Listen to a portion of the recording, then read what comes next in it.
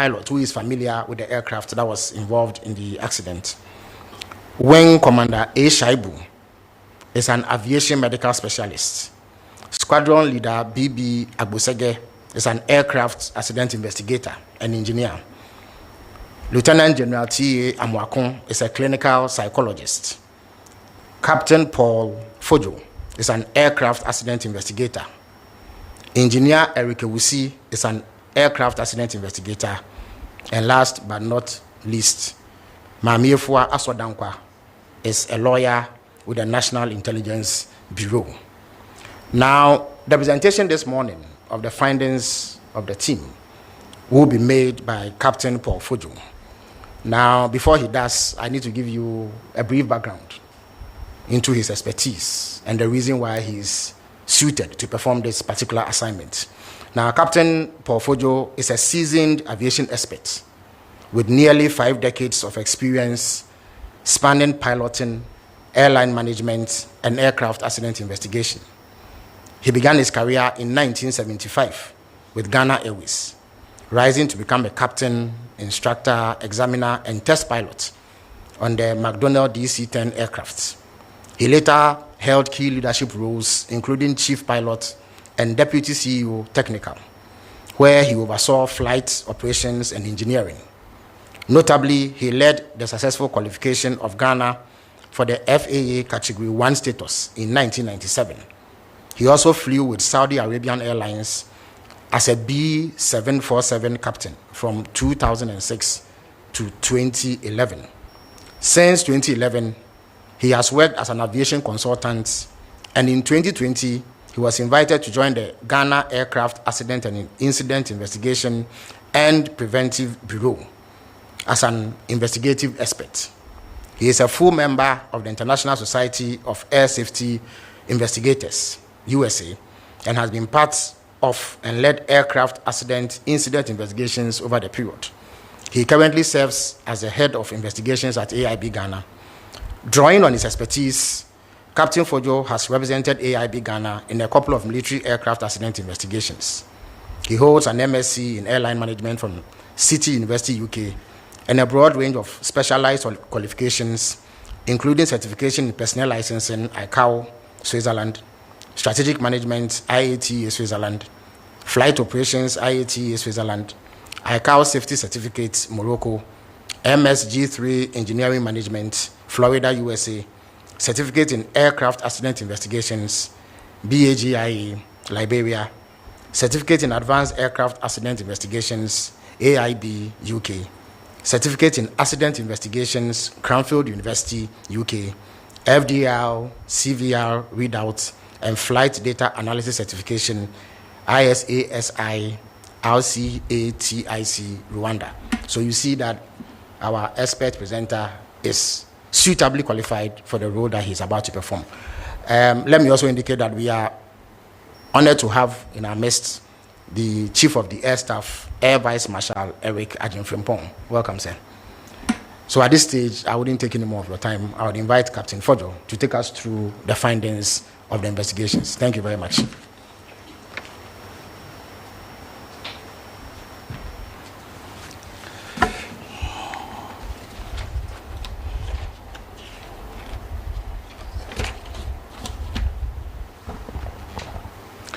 Dignitaries, ladies and gentlemen, good morning to you all. Before proceeding, I'd like to, on behalf of the investigation board, give our sincere condolences to our dearly departed heroes. It is said that an aircraft investigation is taking a mess and converting it into a message, which is what we ended up doing. It's my humble duty now to take you through the presentation, which reflects the report that was presented yesterday.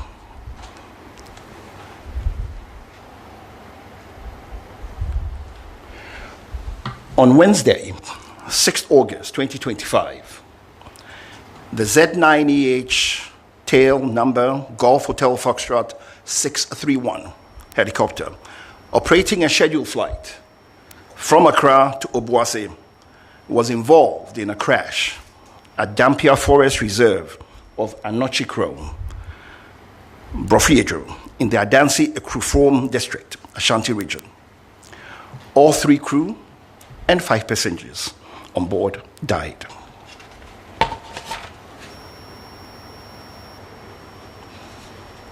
The President of the Republic of Ghana, His Excellency John Dramani Mahama, directed the Acting Minister of Defense to constitute an accident investigation board. The Ministry of Defense, on the 25th of August, 2025, announced through a press release the establishment of the board mandated to inquire into the causes and circumstances leading to the Z9 Echo Hotel helicopter accident.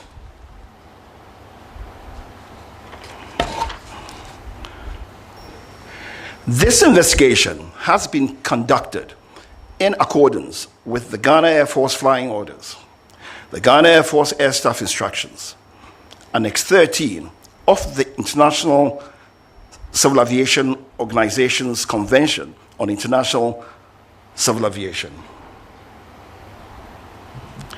Generally, investigations under these regulations are conducted to determine circumstances leading to the accident and prevention of future accidents and incidents.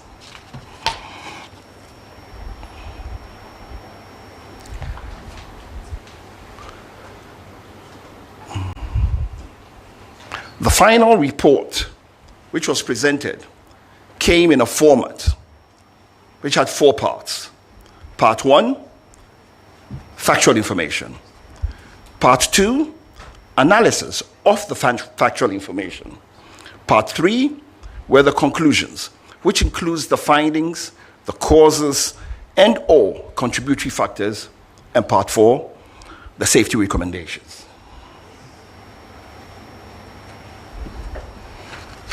The composition of the board. This is now getting into the methodology of the investigation. The composition of the board had national security, Ghana Armed Forces personnel, personnel from the Aircraft Accident and Incident Investigation and Prevention Bureau, Ghana, National Intelligence Bureau, and we had some staff from the US Air Force also with us.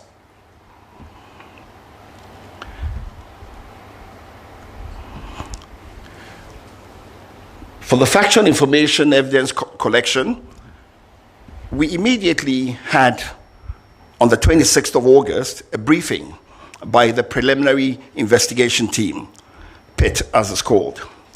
Now, the preliminary investigation team were sent out on the same day of the accident by the Air Force. Their task was to go to the accident site, secure the site, try to protect and make sure that all perishable evidence was secure. Now, when we speak of perishable evidence, we mean things like information, things like memories, because people forget after a short time. They also have the duty of making sure that in as much as possible, they can capture and do a wreckage diagram of all the parts and so on that were around the crash site, because all these help in deducing what actually caused the accident. So we had a briefing by the PIT team, and they handed over the PIT report. The flight recorder, made up of the flight data recorder and the cockpit voice recorder, which is typically called the black box, and some personal effects of the passengers.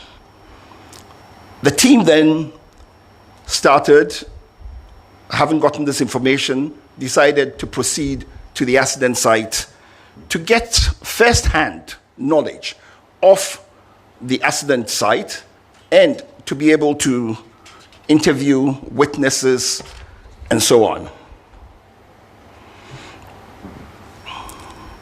We also went through a process of looking at all the maintenance records of the aircraft. We looked at the flight logs of the aircraft, we looked at the flight logs of the crew, we checked on the crew's qualification, we checked on documentation, just to be sure that everything was proper.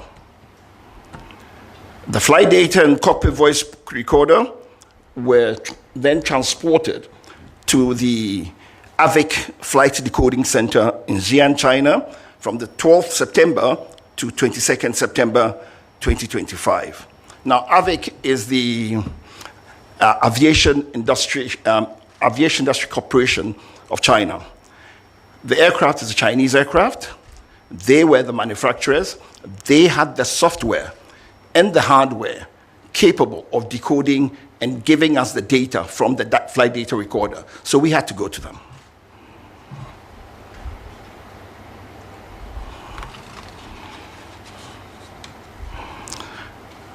We also decided, as is normal with investigations, to look at the human factors and operational information. We looked at the medical and psychological records of the flight crew. Interviews were conducted with pilots, engineers, superiors, to assess the crew's proficiency, training history, and operational culture. We also actually interviewed their families and so on. We left no stone unturned.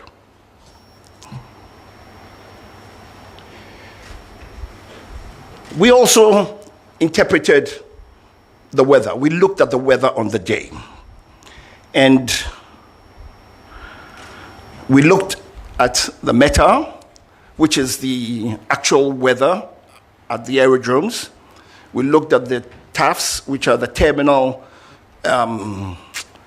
aerodrome forecasts, eyewitness observations, and then we also took data from the Ghana Meteorological Agency.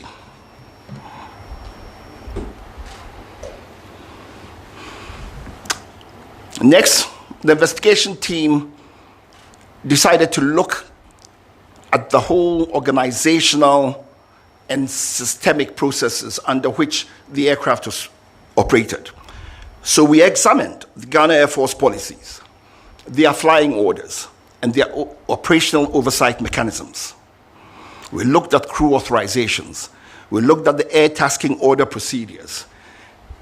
Because, for instance, for the particular day, the task order that had been given was to fly the Minister of Defense and his party from Accra to Obuasi and back.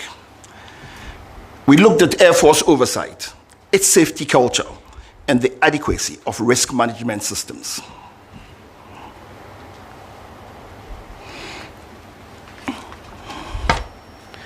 Having gotten all this factual information, we then moved to analysis and reconstruction. Using data from the flight data recorder and cockpit voice recorder, radar tracks, and eyewitness accounts, the flight path was reconstructed. We also looked at various analysis of several data and other similar accidents. And then we pieced together the sequence of events leading to the accident. From that, we came up with our findings and causes, and then finally, the safety recommendations.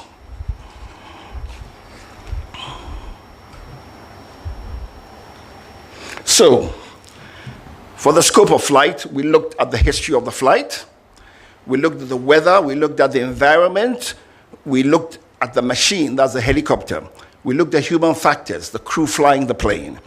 Then we looked at the organizational and systemic factors, sequence of events, and then we came to what we believed strongly was the cause of the accident. For the history of flight, we went before the flight to see what the pilots had been doing. And it's on record that their last 3 flights before the subject flight, the same crew had flown all the 3 flights before on the same helicopter. On the 2nd of August, they came from their base in Takoradi to Accra. It was a Medivac flight, 1 hour long. On the 3rd of August, the following day, they did a flight from Accra to Cape Coast, back to Accra. 1 hour, 20 minutes. It was also a medical evacuation flight, Medivac. On the 4th, they were tasked to go fly Accra to Salman, back to Accra. That was a 2 hour 30 flight. That was a bullion flight, cargo flight. On the 5th of August, they rested. Now, it helps to say here that in Ghana Air Force, there are flying limitations for the crew. You have 10 hours per week maximum, 62 hours maximum per month. Before flight, it's also accepted that if you've had a rest of 8 hours, you've had enough rest and you can go to work. They had in excess of 24 hours rest.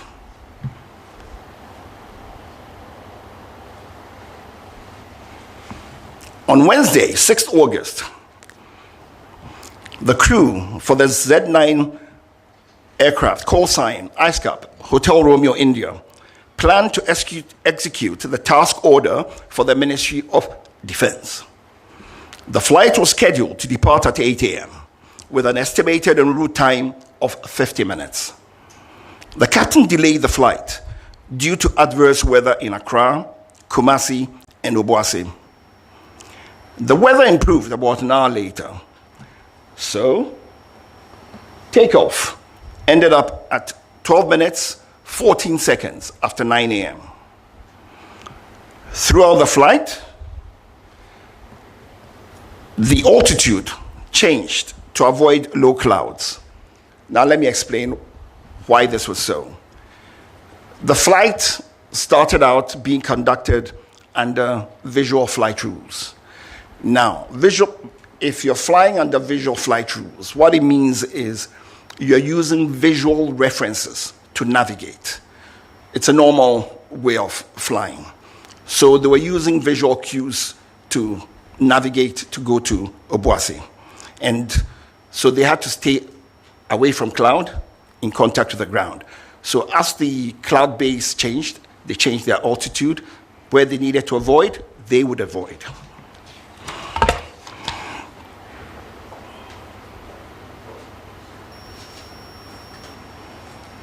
I'd like you to take a look at these 2 pictures.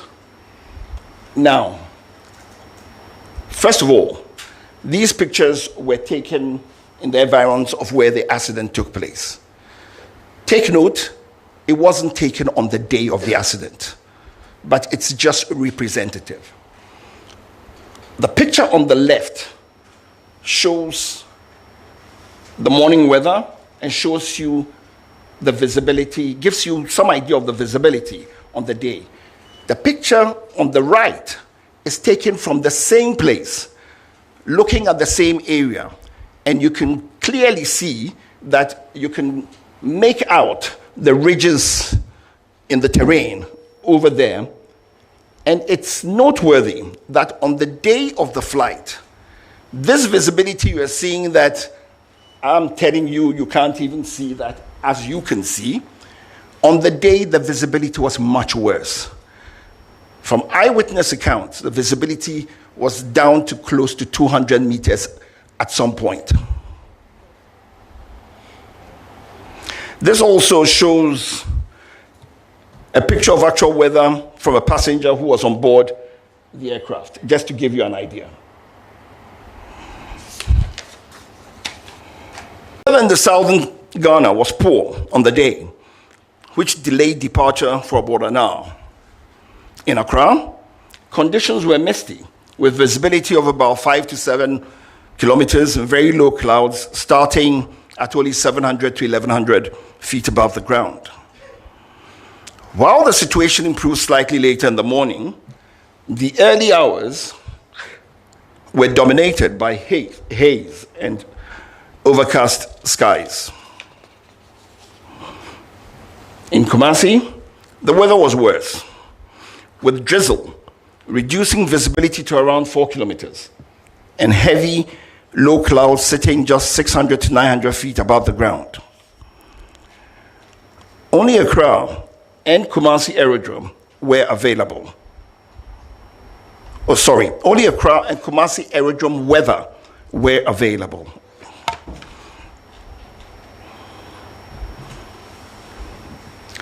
There was no formal information on the weather available to the pilots along the flight route. Witnesses reported poor visibility due to fog and rain at Brofuyedru and its environs.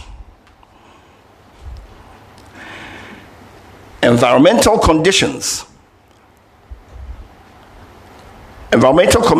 in the Dampier Forest Reserve and its rugged terrain of hills, mountains,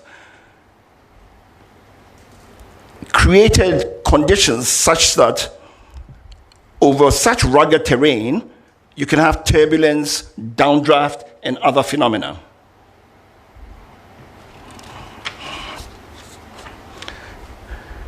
Now, to look at this is what we're talking about. This is a known aviation phenomena when you have such rugged territory. And what ends up happening is turbulent wind currents occur usually around ridgelines, mountains, and hills, and can generate sink rates in excess of 1,000 feet a minute in moderate wind conditions. These sink conditions can often exist well above the barrier that induces the eddies.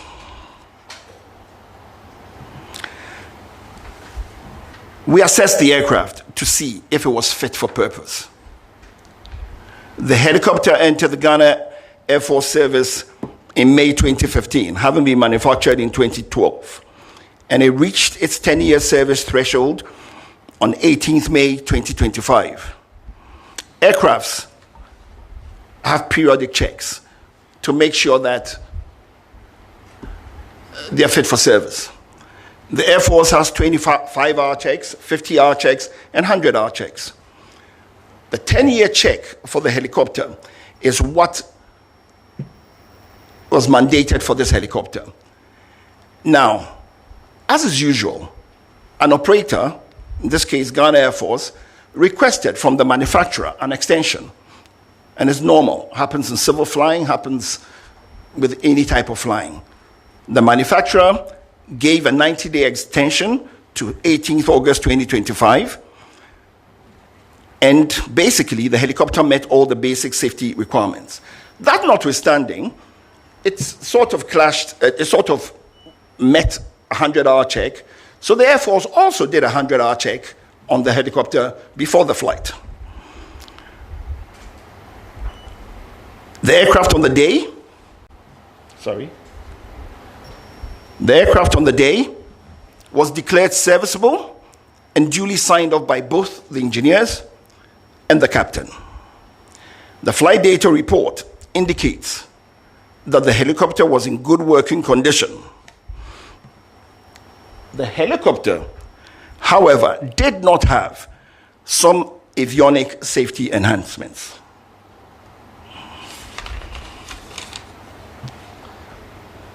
As I said before, the aircraft was serviceable and airworthy. The additional safety equipment that the helicopter did not have were things like the helicopter terrain awareness system or the enhanced ground proximity warning system, as you may choose, advanced navigation with terrain mapping, an automatic flight control system. And I would say that these safety equipment would have enhanced situational awareness. For instance, it didn't have an autopilot. That's advanced, the automatic flight control system, so that the crew had to manually fly the plane. So it sort of increases workload. Typically, you want to have a plane that has an autopilot. All the civil planes use autopilots, and the workload on the pilots is very low. It gives you the chance to do things and to think easily, and so on and so forth. Despite all this, the aircraft was in a good condition to fly and met all safety requirements. The investigation has recommended strongly for aircraft with these additional safety enhancements to be acquired immediately for the Air Force.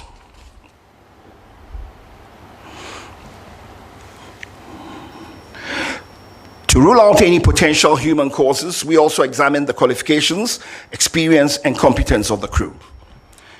The captain has a postgraduate certificate in safety and accident investigation from Cranfield University, UK, in 2024. The captain was a qualified FAA, that's the Federal Aviation Administration, commercial and instrument-rated pilot from Bristol Academy, Florida, USA, in April 2015, 10 years ago. Within the Ghana Air Force, he was recategorized in March 2025 as a Cat C pilot. That is, a pilot qualified to be a captain on the helicopter, the Z9 helicopter. And he had a green instrument rating.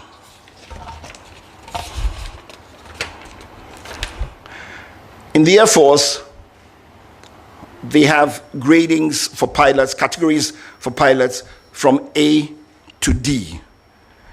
D being, depends on what you call high and low, D being for the initial, sort of, and then you go all the way to A. It's interesting to note that for quite a while, and as at now in the Air Force, the highest category is Cat C. So the pilot was totally competent to be flying this plane.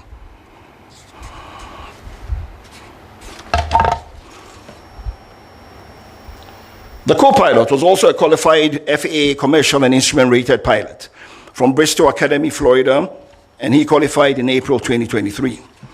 In December 2024, he was recategorized within the Ghana Air Force as a Category D pilot on helicopter type with a white instrument rating.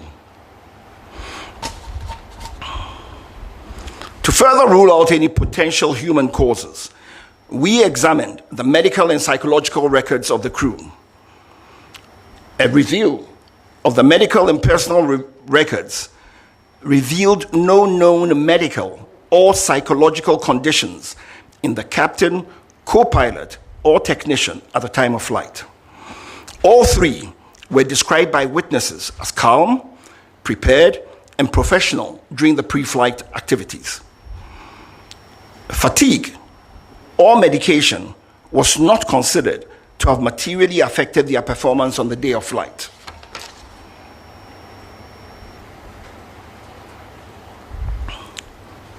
Now to the sequence of events. The flight departed Accra under visual flight rules in marginal weather. The flight to Brofuyedru was uneventful. Brofuyedru is approximately 90 miles from Accra, about 10 miles from Obuasi. As the flight approached Obuasi, visibility deteriorated rapidly due to mist and low clouds.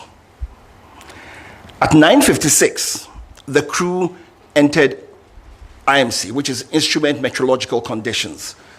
To the layman, it is they flew into clouds because they no longer could stay away from the clouds, so they flew into clouds and transitioned to IFR. Now, IFR is Instrument Flight Rules.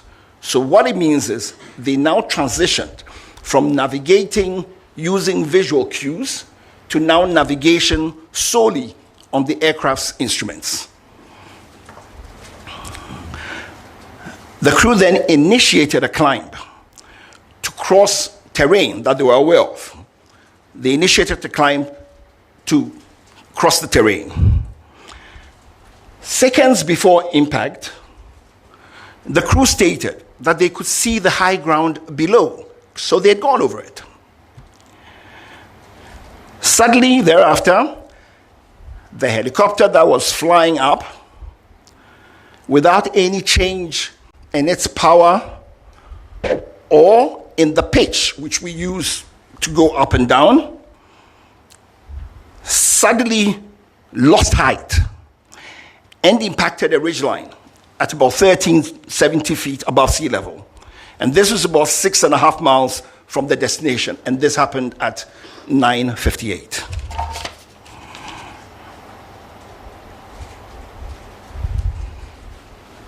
Said all that. Good. Now, the dotted blue line is what the planned track had been. The purple line is what the aircraft actually flew. And that took place because it was avoiding clouds and so on and ended up where it was.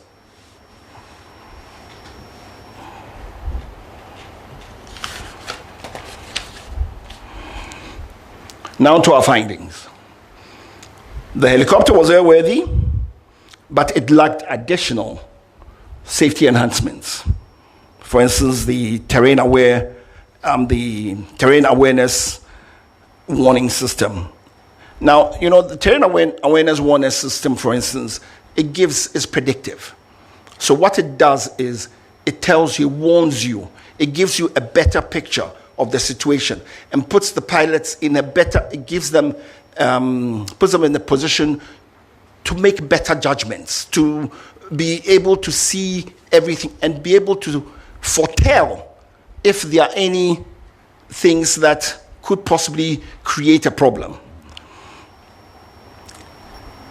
But they lack the additional safety enhancements required for the weather phenomenon over that terrain.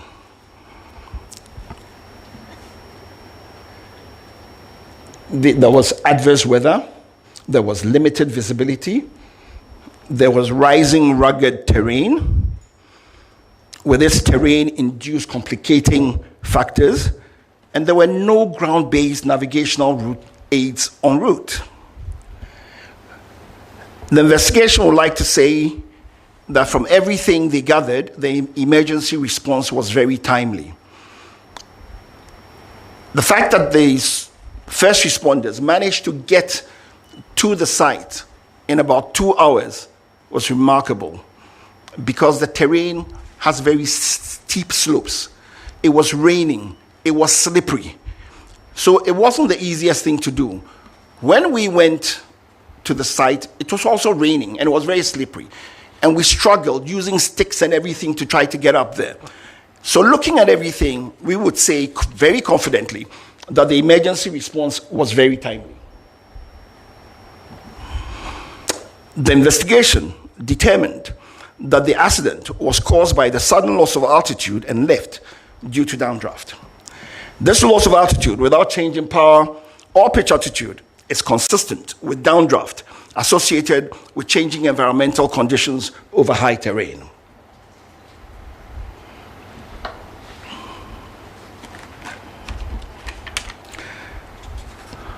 In our findings also, we said there's limited national navigational capacity, a capability for en route and remote area weather services. We also looked at training and realized that the Air Force doesn't have much simulator training. We looked at flight monitoring and realized that there was no flight data monitoring also taking place. For flight following and tracking of aircrafts, we realized that it was also not there. There's no secondary surveillance radar, no automatic dependent surveillance broadcasts, or any other real-time tracking of aircraft.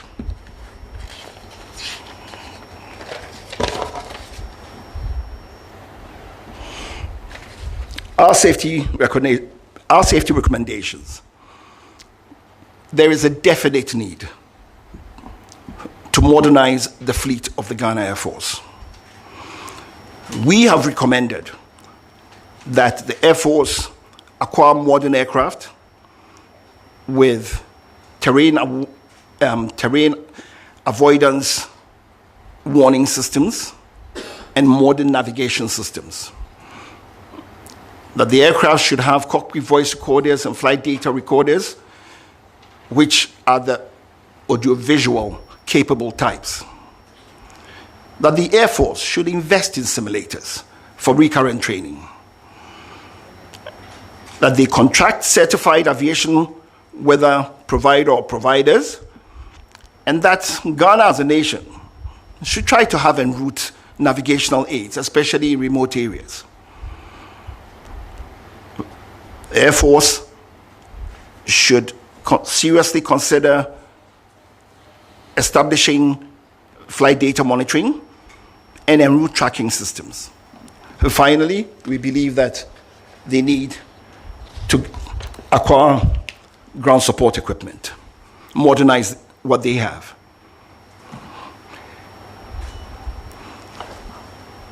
In conclusion, the helicopter accident was an unfortunate and sudden weather-related accident.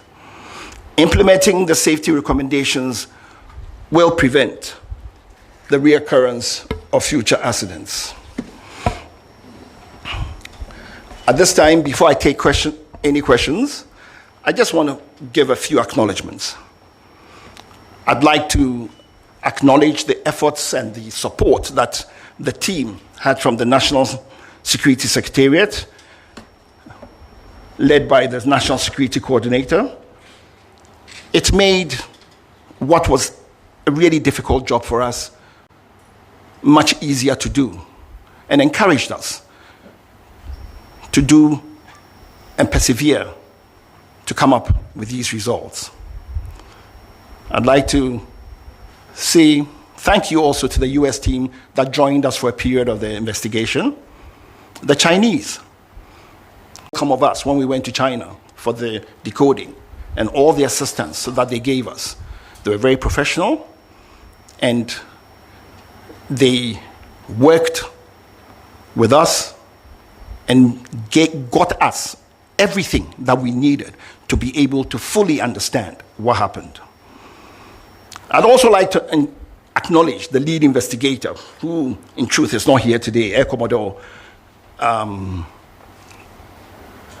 Akron.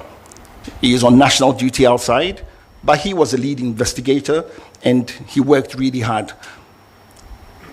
I'd also like to acknowledge my mother organization, which is the Aircraft Accident and Incident Investigation Bureau, and its commissioner, Mr. John Womboti, for all the support he gave to us and the full availability of the AIB architecture to help us.